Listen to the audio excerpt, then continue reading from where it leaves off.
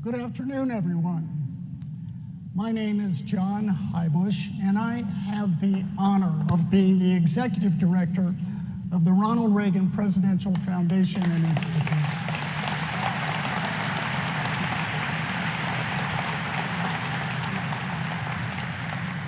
You know, it truly has been an honor to be associated with this remarkable place named for such a remarkable man.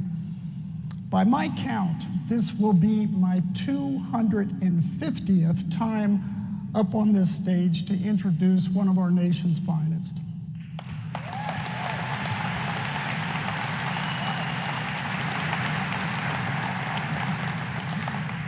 It is no secret to a few people here that it will also be my last introduction as Executive Director of the library. No, but as fate would have it, because of who our special guest is this morning, it could also probably be one of my most consequential introductions. But first,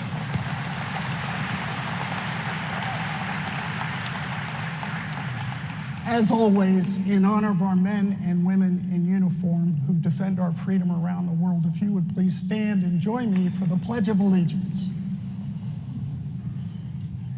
I pledge allegiance to the flag of the United States of America and to the republic for which it stands, one nation, under God, indivisible, and liberty and justice for all. Thank you. Please be seated.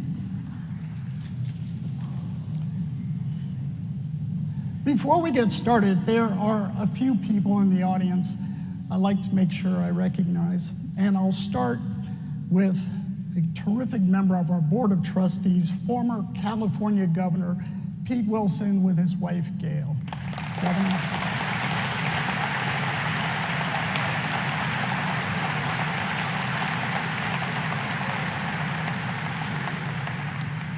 Former Congressman Elton Gallegly and his wife, Janice.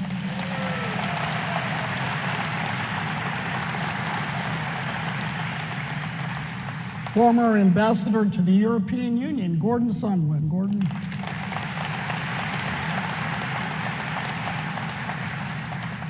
Best-selling musical and Grammy-nominated artist, John Ondrasik. John, fight for fight. Academy Award nominee and grateful American whom millions of veterans and first responders in our nation are grateful for, Mr. Gary Sinise.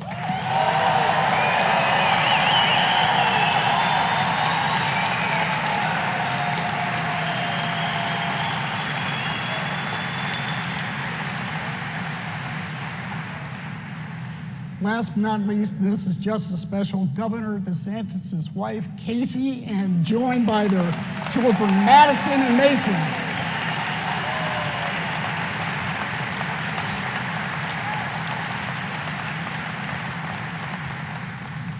Okay, so there's been a lot of talk in the news lately about the basis on which we should judge our political leaders. One of them involves age, how old they are when they make a run for it.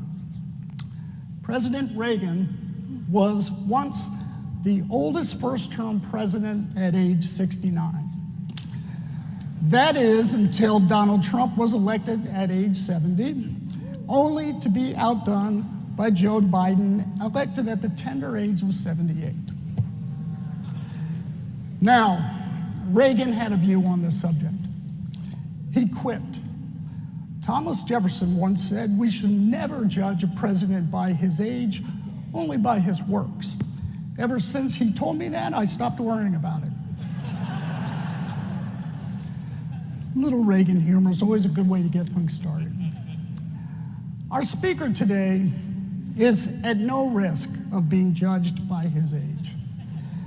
No one can say he's past his prime, nor can they say he's inexperienced. And with his new book, it's clear he's asking all Americans to simply judge him by his works, just as President Jefferson advised. The Courage to be Free is Florida's blueprint for America's revival. And Governor Ron DeSantis is the leader who drafted and successfully implemented that blueprint in the Sunshine State. Judging by the size of this enthusiastic crowd here on a Sunday afternoon, and by how quickly this event sold out, I'd say most of you have already become familiar with Governor DeSantis' Florida blueprint, and you like what you see. You know that he has accomplished a great deal in his first term and won re-election in a landslide. There is no consensus on what percentage makes for a landslide. Politico says it's when you beat your opponent by at least 10 percentage points. If you were wondering what happened to that landslide, that big red wave predicted for November 2022, well, it showed up off the state of Florida, grew to a 20-point tsunami, and re-elected a governor by the name of Ron DeSantis.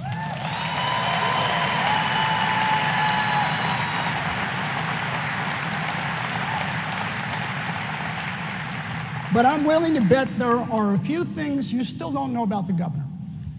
Maybe you knew he went to Yale, but did you know he captained its baseball team?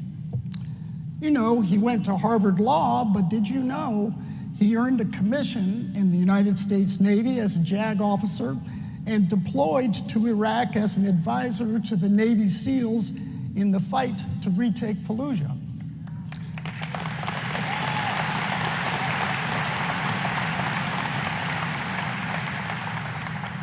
You know he was a congressman, but did you know he was also a federal prosecutor who targeted and convicted child predators?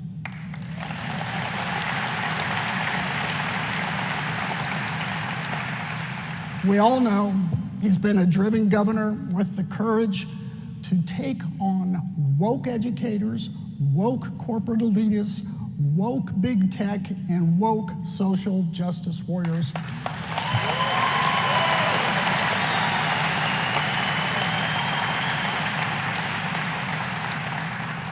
Thank you, Ron DeSantis.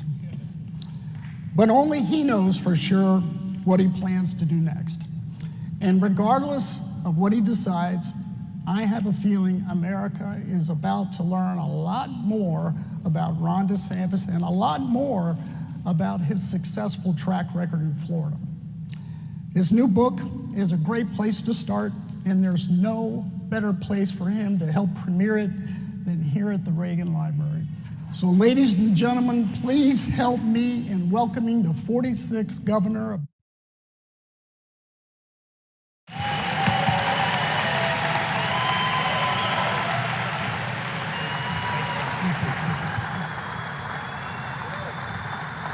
Thank you. Hello, California.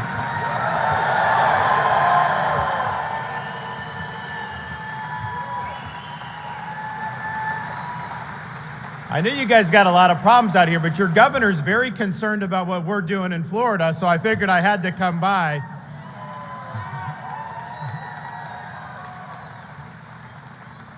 Well, thank you so much. It's really an honor to be at the Ronald Reagan Library.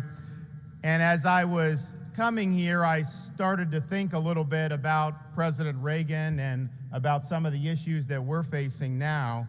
And of course, you know, President Reagan had a great sense of humor. And I thought about a story that there was a debate between three of our founding fathers, Dr. Benjamin Rush, Thomas Jefferson, and Ben Franklin. And the debate was about what was the world's oldest profession. And Dr. Rush said, as a physician, he said, the world's oldest profession's the doctor, because Eve was cut out of Adam's rib, so it has to be the physician. Thomas Jefferson, who you know designed Monticello, said no, the world's oldest profession is the architect. After all, it was the architect who brought order out of all the chaos in the universe. And Ben Franklin said, no, you're both wrong. The world's oldest profession is the politician. Who do you think created the chaos in the first place? And President Reagan understood this. His famous quote that the most terrifying words in the English language, or I'm here from the government and I'm here to help. He understood the vital role that government had to play. He didn't say no government, and he understood that there was core functions of government, but he also understood how government could be a negative force if not applied properly. And I think if you look over the last 4 or 5 years and you look at the performances of individual states and you compare Florida versus California, New York, Illinois, some of those other states, we have had a great experiment, a great test in governing philosophies. Because of course, you know, we approach things much differently in Florida than you guys have out here, much differently in Florida than they've done in New York and in Illinois and many of these other states. And what has the result of that been? You know, you have elections in your state, and that's fine, but the American people as a whole, in some ways, have voted about this experiment because they voted with their feet. And if you look over the last 4 years, we've witnessed a great American exodus from states governed by leftist politicians, imposing leftist ideology and delivering poor results. And you've seen massive gains in states like Florida, who are governing according to the tried and true principles that President Reagan held dear. Florida has led the nation in net in-migration, I think 3 or 4 years in a row. California has either been number 1 or number 2 in net out-migration. New York is right up there with you on that. And it's one thing with New York, because there is a little bit of a rhythm of life where you can work and maybe you retire to Florida, get a condo in Boca Raton, fine. Maybe you get out of the Minnesota winters and live in Naples. We've got a lot of that, and that's always happened. But the extent to which people are moving and the reason for which they're moving has been unique over these last 4 years. I just think about California. And when I was in the Navy, I was in Coronado for a time before we went to Iraq. It was beautiful.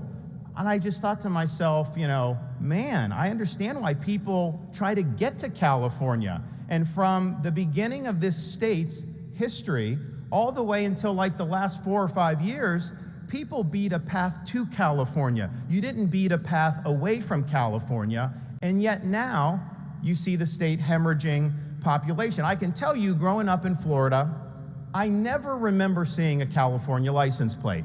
Why would you? Why would you leave, right?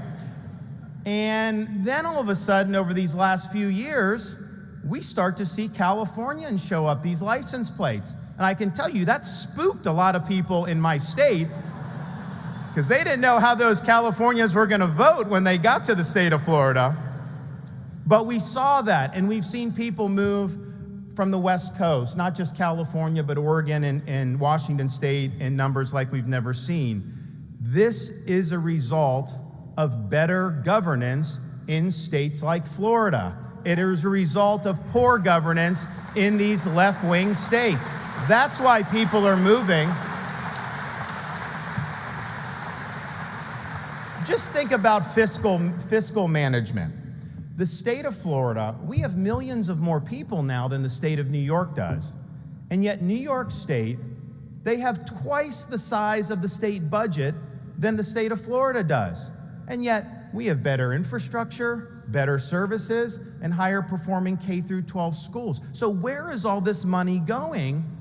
But not only does New York State have twice the budget that Florida does, New York City's budget with 8 million people is basically the same size as Florida's state budget with a state of over 22 million people. Our per capita debt in Florida is the second lowest in the United States. New York's per capita debt is the 5th highest in the United States. We have no income tax. We're not taxing people like they are. They tax the dickens out of you, and they're still deep in debt.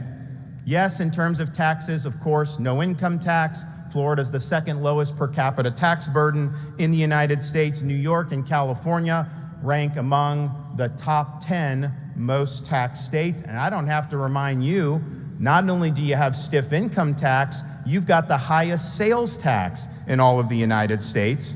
In terms of business tax climate, Florida has the 4th best business tax climate. New York is second worst, followed by California with the 3rd worst business tax climate. Is it any wonder that the state of Florida ranks #1 in new business formations. Even though we're roughly half the size of California, we have more new business formations.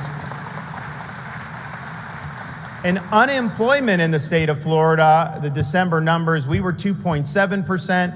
New York and California were 4.1%. We have significantly more people employed than we did prior to COVID, and states like New York still haven't recovered. And for the first time in recorded history, the state of Florida has more total people employed than the state of New York. And that's saying something, because we got a lot of retired people in the state of Florida.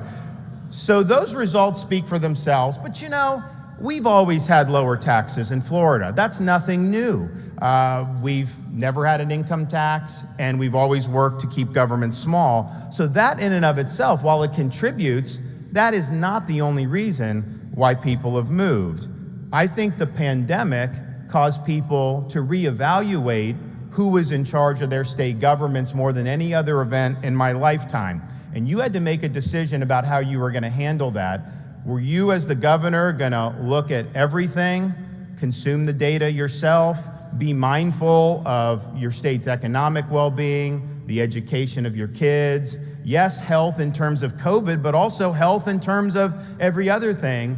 Or were you going to basically subcontract out your leadership to health bureaucrats like Dr. Fauci? Well, in Florida, we were mindful of President Eisenhower warning in his farewell address about the dangers of allowing a scientific, technological elite to get a hold of public policy, because Eisenhower observed they don't see the full picture. They are focused on one narrow aspect, and so you consult with that, but a statesman's got to harmonize all the different competing interests in society.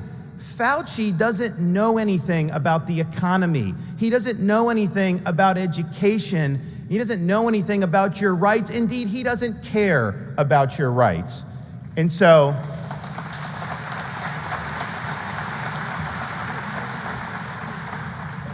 when the world went mad, when common sense suddenly became an uncommon virtue, Florida stood as a refuge of sanity, a citadel of freedom for people throughout the United States and indeed throughout the world. We refused to let our state descend into some type of Faucian dystopia where people's rights were curtailed and their livelihoods were destroyed. We made sure people had a right to work, and we got people back to work and businesses back open. We made sure that every school in the state of Florida in that 2020 school year was open because people needed to be in school.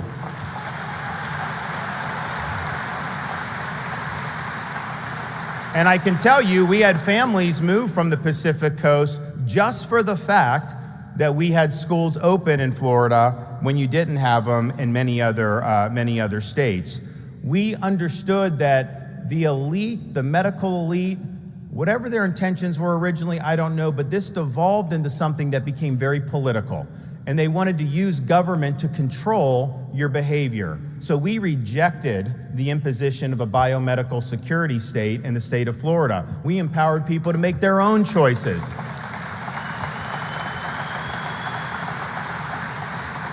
And so we did things like ban vaccine passports in the state of Florida. Some states said, you want to go stay in a hotel, go to a restaurant, you got to cough up your vax papers on these mRNA shots. And we said that's none of their business. Everyone has a right to participate in society. That's a personal choice that you make, whether to take that or not. And we're not going to let you be excluded. Now, what ended up happening because we did that, one of the things that ended up happening was 2021, Florida set a record for domestic tourism. If you compare the change in tourism in California from 2019 to 2021, California tourism declined by 22%. If you compare 2019 to 2021 for New York City's tourism declined 43%. In the year 2021, if you look at all foreign tourism to the United States as a whole, Florida accounted for almost 45% of our nation's total tourism from foreign countries. So people knew if you're going to spend your hard-earned money, and you want to go on vacation, you actually want to be on vacation, you don't want to get hit up for medical papers or told you have to wear a mask or do all these other things, they knew they could come to Florida and they knew they'd be free.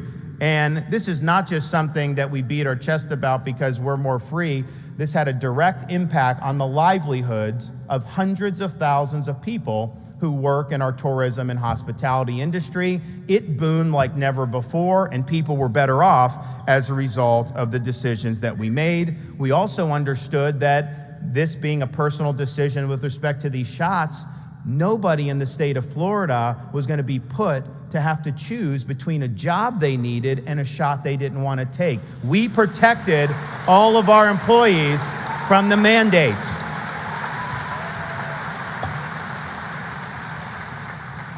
And I can cite you statistics about how we performed during COVID. One of the ones I think is most significant because clearly the economic and all that education, we did so much better. But if you look since COVID, and every state saw an increase in excess mortality, unfortunately, that's what happens in a pandemic.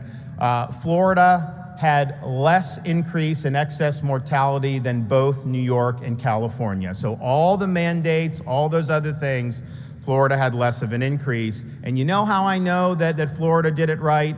Because a lot of these lockdown politicians and people that would go on cable news and criticize Florida, the first chance they got to escape the policies they were advocating, they'd end up down in Florida, just living the dream.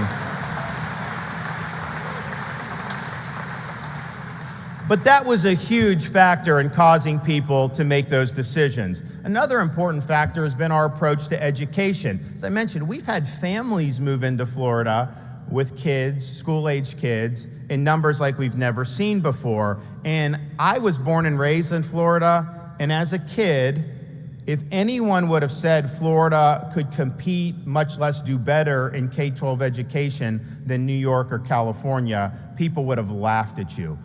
Fact is, you had some of the best public education in California as well as New York. That's no longer true. The 2022 Nation's Report Card for fourth grade reading and math, the first post-COVID assessment, Florida's fourth graders ranked number 3 in reading and number 4 in the nation in math. And if you control for demographics, we're very likely number 1 in both. We're ranked number 3 in K-12 achievement in Education Week's most recent Quality Counts survey 2021. We are ranked number 1 for parental involvement in education.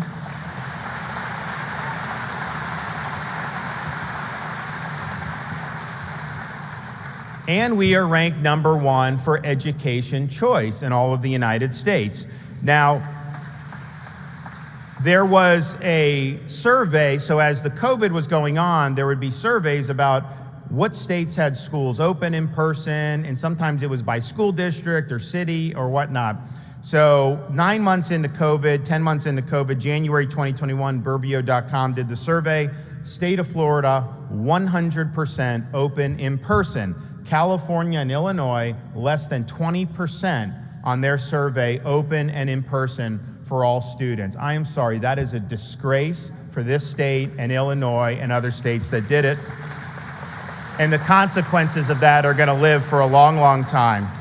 Now, we're proud of being the top state in the country for education choice. And yes, part of that means private scholarships, particularly for low-income families. We have about 250,000 students in the state of Florida on private scholarship. We also have 363,000 students in Florida in charter schools, which are public schools, but they're not controlled by the school districts and hence not influenced by the teachers' unions. And we have, because we've done these programs, what happens is our school districts, they have to compete for bodies because the dollars follow the student. If your enrollment declines, you get less money. If it goes up, you get more. So our school districts have had to offer choice programs within the school district. So we have over 1.3 million students total, private scholarship, charter, and intra-district choice throughout the state of Florida. A place like Miami-Dade County, our most populous county, 2.8 million people, 70% of the students in Miami-Dade County attend a school other than whatever their local neighborhood public school would be. Sometimes it's private scholarships, sometimes it's charter, sometimes they're going other place within the district. But what that has done is that has driven our increases in student achievement because there's a healthy competition, and if the privates are offering a program, then the charters have to offer it. If the charters are doing it, then the school districts have to do it. One of the things that we've seen with the pandemic is the pernicious influence that you have with these school unions. They're very partisan, and they're pursuing a partisan agenda through our K-12 schools. We think that's wrong in Florida. I can tell you they sued me in the summer of 2020, and they were trying to get the schools closed in the state of Florida. We beat the unions on that, and we also beat them on expanding our choice programs.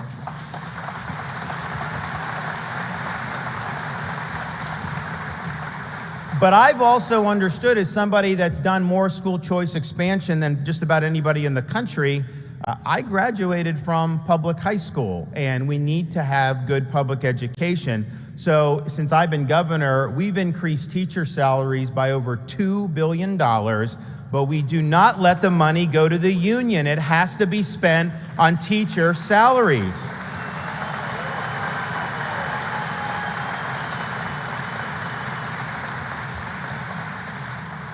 We're also proud, and it's sad that we even have to take this stand, but in the state of Florida, we're proud to stand for education, not indoctrination in our schools.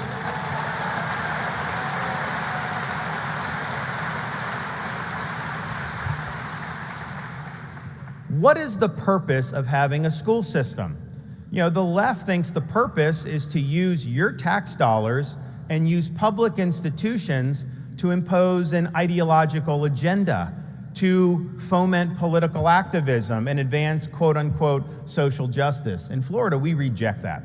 We believe the purpose of education is the pursuit of truth, academic rigor, and to give students the foundation so that they can think for themselves and be citizens of our republic.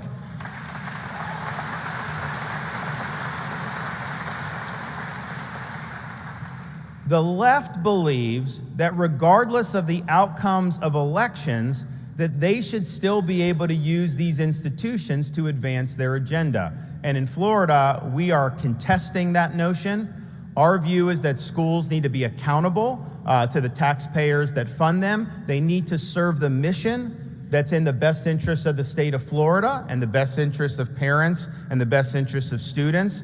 And to do that, our school system needs to respect the rights of parents to be involved in the education and upbringing of their kids, particularly understanding what curriculum is being used in the classroom and making sure that curriculum is consistent with our state standards and is age and developmentally appropriate. So we are empowering parents to be involved.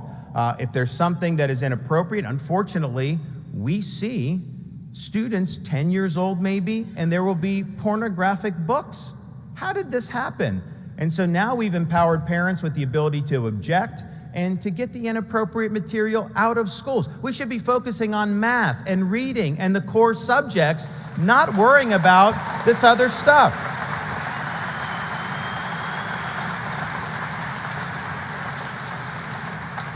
We're proud to have robust standards for American history, and that means teaching all aspects of American history. We've got great stories. We've had pitfalls, and students need to learn all those, but we reject ideas like critical race theory in our K-12 schools.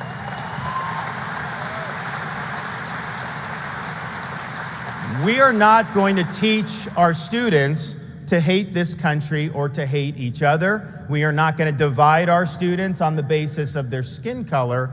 We are going to teach them that what is important is the content of their character. What's important is whether they're working hard and doing the right thing.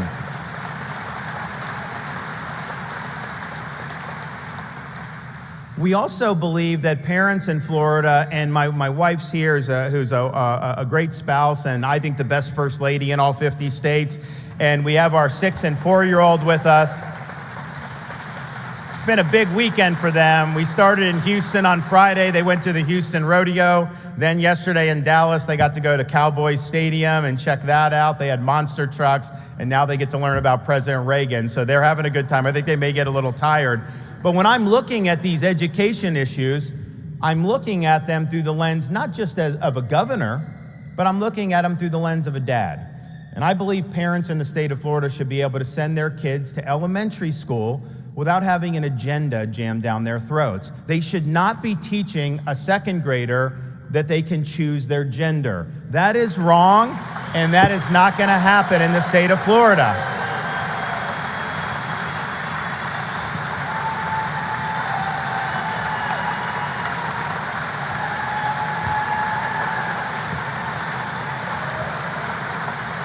And I know you have a company down the road in Burbank that had different ideas about that, but I can tell you this, Disney may have gotten everything they wanted in Florida for the last 60 years, but there's a new sheriff in town now, and we are not backing down to that.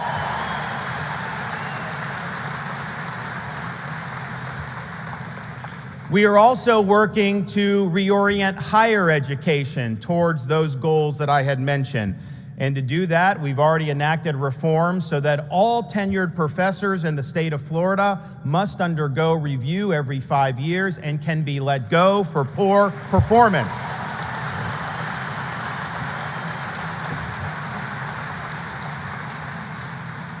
We will also be signing legislation during our legislative session to ensure that our universities operate in a colorblind fashion. And accordingly, we will be eliminating all DEI bureaucracies and programs. No more discrimination. We're going to promote merit. You look at some of the stuff that's going on. Do you want your neurosurgeon to have gone through medical school without taking a standardized test or being given that based on some type of ethnic consideration? I want it based on merit. I want the best people in these positions, and that's what we have to stand for. I've also appointed 6 conservative trustees to a small, publicly funded liberal arts school in Florida, Sarasota, called New College. It had basically been left of the left, almost like a commune, no grades, bad test scores, but it was funded by our tax dollars. And so I said, look, if this is going to continue, it needs to serve an important mission. It's supposed to, under statute, be our top honors college in Florida. It was not fulfilling that mission. So those trustees got in, they fired the president, they installed a conservative president, eliminated all DEI programs, and created a new mission to make New College the top classical liberal arts school in America along the lines of Hillsdale College. We're going to have one in the state of Florida.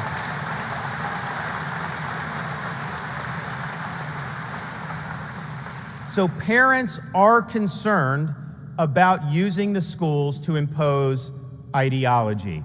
And Florida is standing against that, and the result is we have more parents that want to raise their kids in the state of Florida. And that has been an important factor in this migration. Another important factor is law and order. I would talk to realtors, I'd say, because the realtors in Florida love me because, they've done better than they've ever done, and they're always thanking me. They knew my election in 2018. Had that gone the other way, they may have gone a little bit different for them. But they're always thanking me. And I was like, well, let me ask you, why are people coming? And one of the top reasons why they're coming is because they don't feel safe in certain parts of the country anymore. And why would they? We saw destructive riots in the summer of 2020 that were aided and abetted by feckless leftist politicians at the local level. We saw businesses trashed, we saw billions in damages, we saw dozens of people killed, all without standing up for law and order. I can tell you when this was going on in Minnesota, these other places, I immediately called out the National Guard in Florida. We dispatched state law enforcement to any potential area. And our cities did not burn down in Florida because we let it be known that would not be tolerated in the Sunshine State.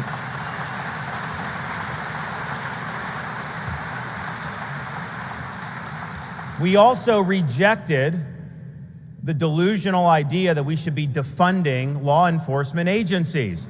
And you saw these cities slash the budgets. We said that doesn't work, and so we actually enacted legislation in the state of Florida that prohibits all local governments from being able to defund the police. If they do it, we put the money back in and we keep the police on the streets to protect our citizens.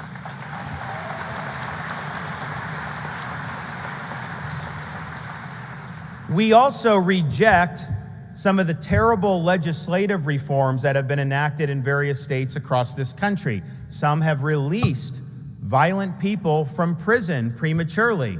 Others have done things like New York abolish cash bail. So you'll have a police officer risk their lives to apprehend somebody, bring them in, the judge releases them, and then 2 weeks later, that person's committed another offense, and the cop's got to risk his life again to apprehend the same person that should have never been on the street to begin with. You have seen that experiment in abolishing cash bail fail throughout this country, and in Florida, we're not tolerating it and not going to allow it to happen.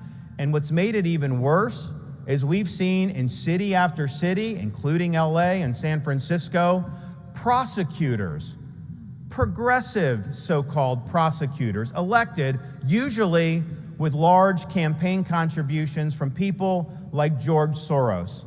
And they get elected saying they are going to pursue not the public safety, but what they consider to be social justice. And so what they do is they will identify laws that they disagree with, and they will simply refuse to enforce those laws. I had a fellow from San Francisco tell me he had someone break into his home. Cops come out, they say, "You're not going to file a report on this." Or he's like, "Of course I am. They broke into my home." And they're like, "Well, they're never going to bring charges on this." And I'm thinking to myself, someone can break into your home and they won't prosecute? No wonder the city's been hollowed out.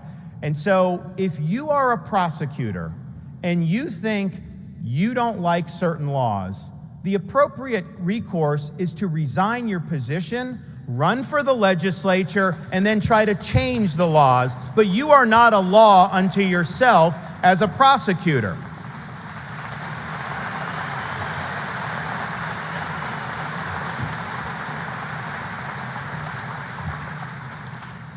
I put the word out in Florida that we would not tolerate prosecutors picking and choosing which laws that they enforced.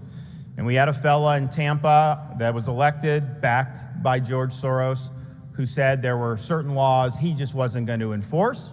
And so I promptly removed him from his post.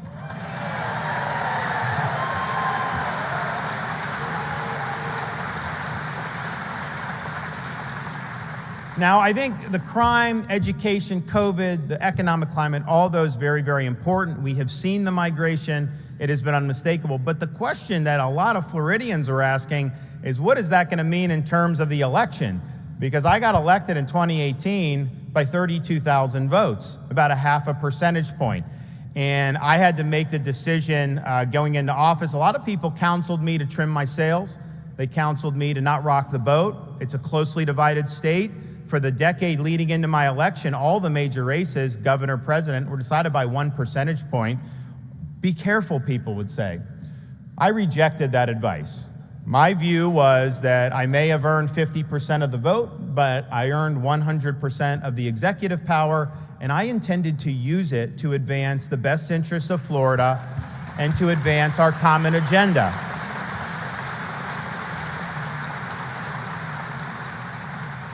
We did that without consulting polls. I never looked at a single poll my entire time as governor. A leader is not captive to polls. A leader will help shape and lead the public's opinion. If they see you put out a vision, if they see you execute on that vision and produce good results, the people will follow.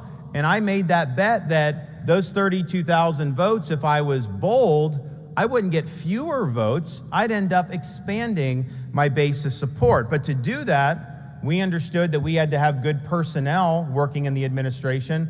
I laid down the law very clearly. If you have any other agenda but the best interests of the people of Florida and supporting what we were elected to do, pack your bags and leave, because we're not going to tolerate that. And we had to do some stuff early on, but I can tell you in 4 years, you didn't see our administration leaking like a sieve. You didn't see a lot of drama or palace intrigue. What you saw was surgical precision execution, day after day after day. And because we did that, we beat the left day after day after day.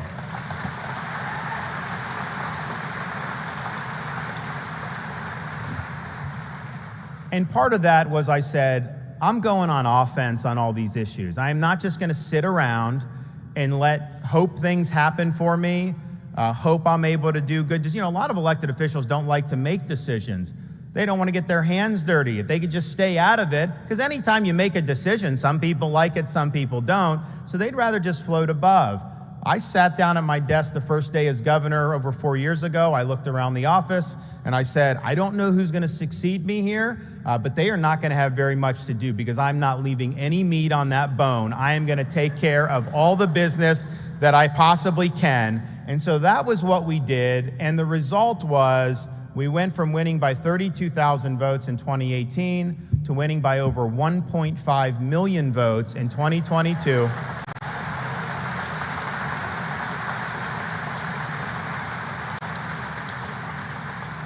We earned the largest percentage of the vote that any Republican governor candidate received in Florida history. Our 1.5 million vote margin was by far the largest raw vote margin in any governor's race in Florida history. We won independents by 18%. We won Hispanics we won over 60% of the Hispanic vote. We won the women's vote. And we won Hispanics partially because we didn't do any pandering. We treated everybody as an individual and as a fellow American, and that is what they responded to, not being put into a box.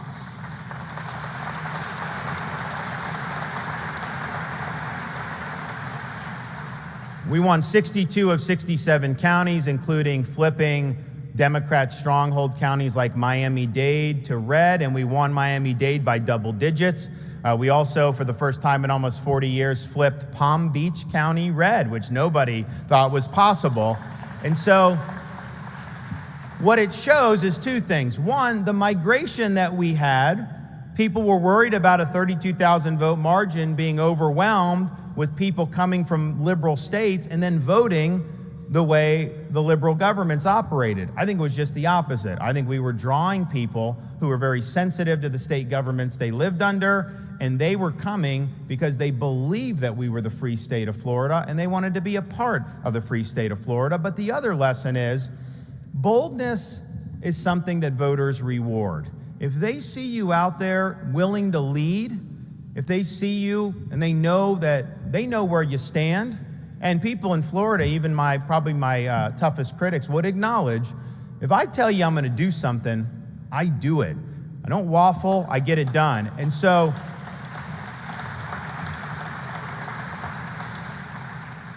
the lesson is swing for the fences.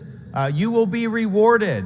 Don't worry about the polls. Don't worry about the daily news cycle. And for Pete's sake, don't worry about the media, what they say. Do what is right, and the voters will reward you.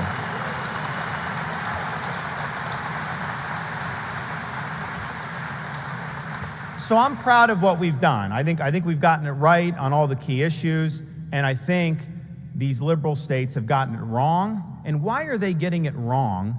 I think it all goes back to ideology. I think it goes back to this woke mind virus that's infected the left and all these other institutions. I mean, think about the way they have governed these states. They put things like woke ideology over the tried and true principles that President Reagan stand for and that most Americans believe in. They do coddle the criminals and put the rights of the criminals over the safety of the public and the rights of victims.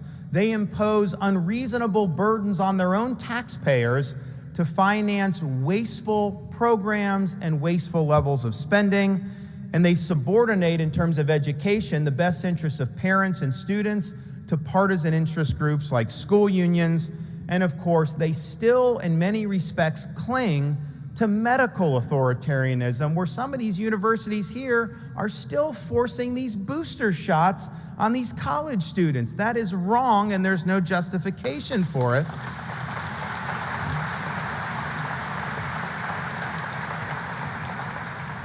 And so it's ideology run amok. That's why the quality of life has declined in places like San Francisco and New York City and Philadelphia and Chicago. It's all rooted in that. And that woke ideology rejects the core foundational principles that have made this country great. So in Florida, we say very clearly, we will never, ever surrender to the woke mob. Our state is where woke goes to die.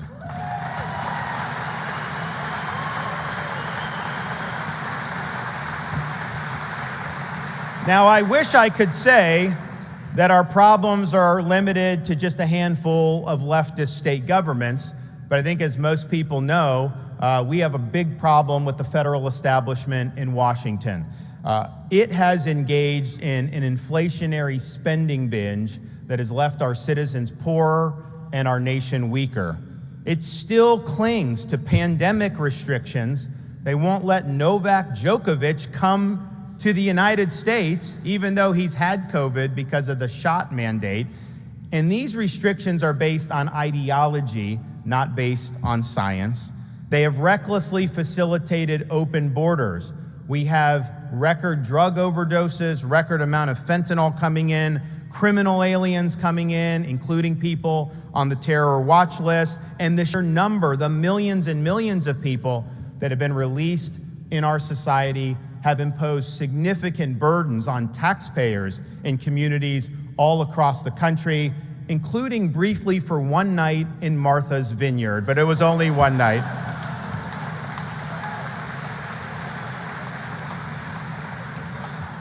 The federal government has enacted an energy policy that is crippling our domestic production. This weakens our economy and our national security. And maybe most ominous of all, the federal government wields its authority through a sprawling, unaccountable, and out-of-touch bureaucracy that does not act on behalf of us, but instead looms over us and imposes its will upon us. This has led to poor results across the board. This has increased pessimism throughout our country. Many people think America's best days are behind us. But I think Ronald Reagan provides a great example of this. The 1970s were a period where people were saying much of the same thing. They said we were in an age of limits and we just had to be satisfied with suboptimal results. They said Soviet communism was here to stay and there was nothing we could do about it. Well, Ronald Reagan rejected that. He believed in what America was founded on very deeply. He understood if they could just get the government out of the way and let people, free people, innovate and invest, that the economy would get better, and it did. He also rejected the idea that Soviet communism was something we just had to coexist with. No, his policy was very simple. We win and they lose.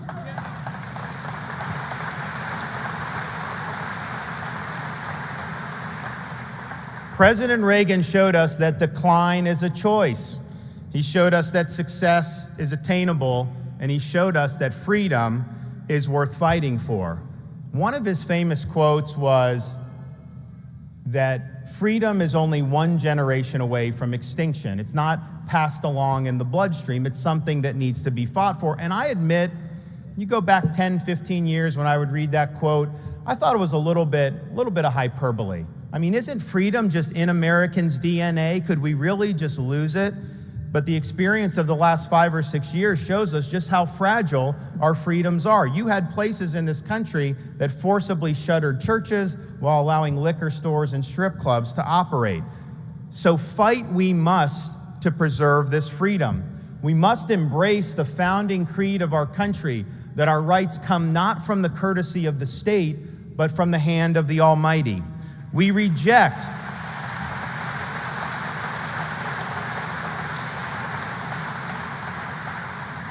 We must reject, as President Reagan did, the idea that self-government can be subcontracted out to a technocratic elite in a far distant capital or even a place like Davos, Switzerland. We must insist on the restoration of time-tested constitutional principles so that government of, by, and for the people shall not perish from the earth. It falls to people like us in Florida and the freedom-loving people in California and all throughout our country to preserve what the founder of our country called the sacred fire of liberty. It's a fire that burned in Independence Hall when 56 men pledged their lives, their fortune, and their sacred honor to establish a new nation conceived in liberty. It's a fire that burned at a cemetery in Gettysburg when the nation's first Republican president pledged this nation to a new birth of freedom. It's a fire that burned when a merry band of brothers stormed the beaches of Normandy, defeated the Nazis, and saved the world. And it's a fire that burned when President Reagan stood at the Berlin Wall and said, "Mr. Gorbachev, tear down this wall."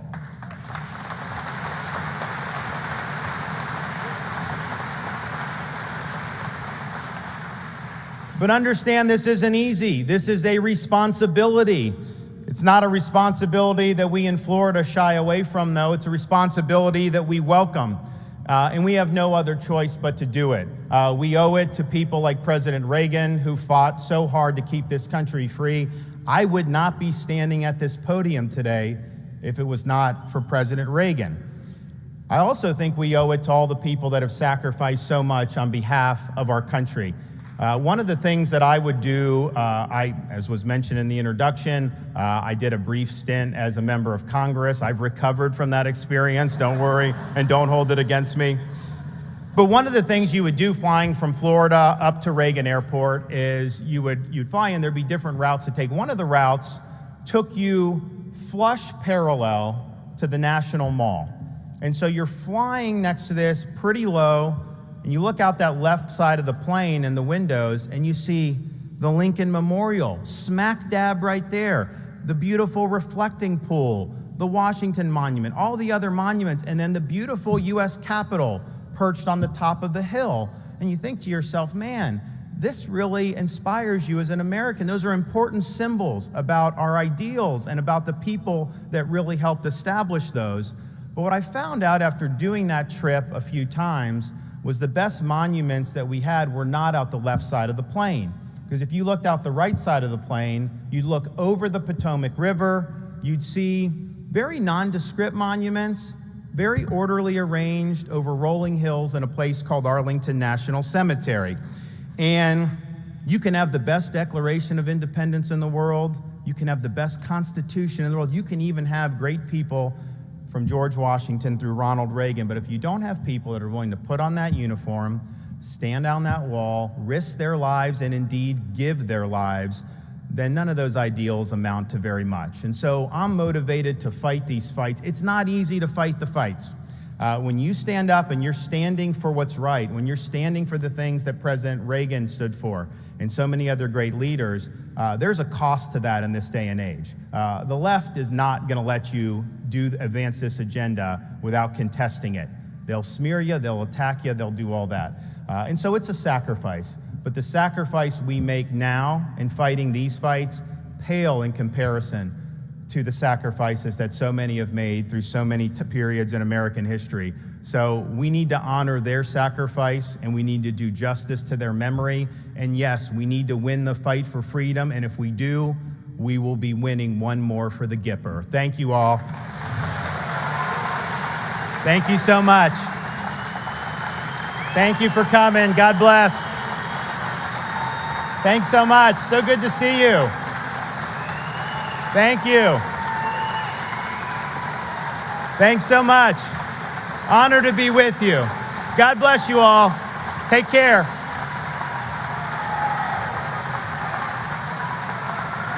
Ladies and gentlemen, please remain seated as our special guests leave the building.